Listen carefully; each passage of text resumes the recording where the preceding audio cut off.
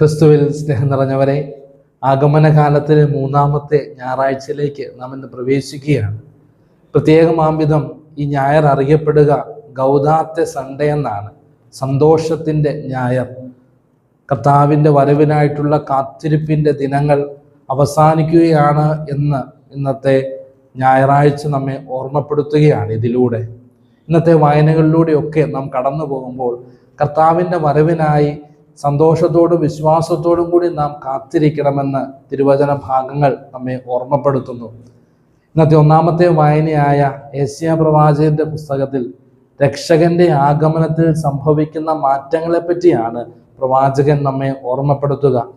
മാനുഷിക ചിന്തകൾക്ക് അതീതമായിട്ടുള്ള എല്ലാവിധ മാറ്റങ്ങളും ഭൂമുഖത്ത് സംഭവിക്കുമെന്നും അന്ധരും വ്യതിതരും മൂകരുമൊക്കെ ആ രക്ഷകന്റെ സാന്നിധ്യത്താൽ സൗഖ്യം പ്രാപിക്കുമെന്നും തിരുവചന ഭാഗം നമ്മെ ഓർമ്മപ്പെടുത്തുന്നു. ഇന്നത്തെ പ്രതിവചന സങ്കീർത്തന ഭാഗം നമ്മെ രക്ഷിക്കുന്ന കർത്താവിൻ്റെ വലിയ കൃപകളെ പറ്റിയാണ് നമ്മെ ഓർമ്മപ്പെടുത്തുക. നമ്മെ രക്ഷിക്കുവാൻ കഴിവുള്ളവനാണ് നമ്മുടെ കർത്താവെന്നും അവനോട് എപ്പോഴും നന്ദിയുള്ളവനായിരിക്കണമെന്നും ഇന്നത്തെ പ്രതിവചന സങ്കീർത്തന ഭാഗം നമ്മെ ഓരോരുത്തരെയും ഓർമ്മപ്പെടുത്തുന്നുണ്ട്. ഇന്നത്തെ രണ്ടാമത്തെ വായനയായ യാക്കോബിൻ്റെ ലേഖനത്തിൽ പ്രത്യാശയോടെയുള്ള കാത്തിരിപ്പിനെ പറ്റിയാണ് യാക്കോബ് നമ്മെ ഓർമ്മപ്പെടുത്തുക. ദൈവത്തിൻ്റെ വരവിനായിട്ട് നാം പ്രത്യാശയോടെ കാത്തിരിക്കണമെന്ന് വചനഭാഗം നമ്മെ ഓർമ്മപ്പെടുത്തുന്നുണ്ട്. കർഷകൻ മഴയ്ക്കായിട്ട് കാത്തിരിക്കുന്നത് പോലെ രക്ഷകന്റെ ആഗമനത്തിനായി നാം ഓരോരുത്തരും കാത്തിരിക്കണം.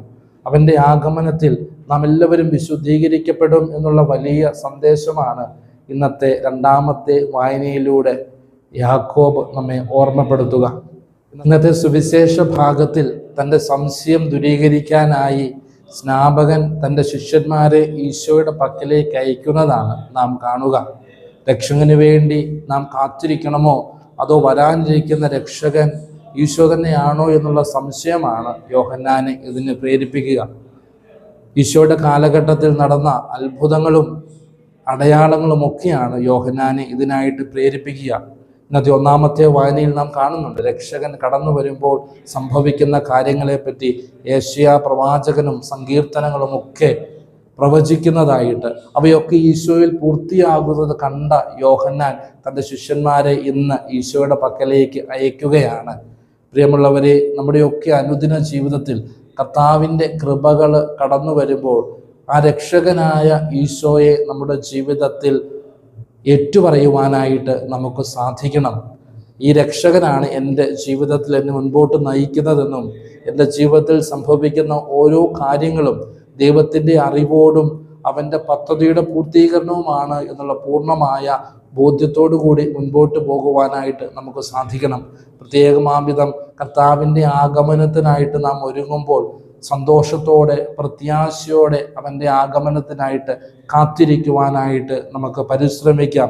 കാരണം രക്ഷകൻ ഈ ഭൂമിയിലേക്ക് കടന്നു വരുമ്പോൾ അവൻ ഈ ഭൂമുഖത്തെ മാത്രമല്ല പിന്നെയോ എൻ്റെ വ്യക്തിപരമായ ജീവിതത്തെയും വിശുദ്ധീകരിക്കുകയും നവീകരിക്കുകയും ചെയ്യുമെന്നുള്ള വലിയ ബോധ്യത്തോടു കൂടി അവൻ്റെ വരവിനായിട്ട് നമുക്ക് കാത്തിരിക്കാം.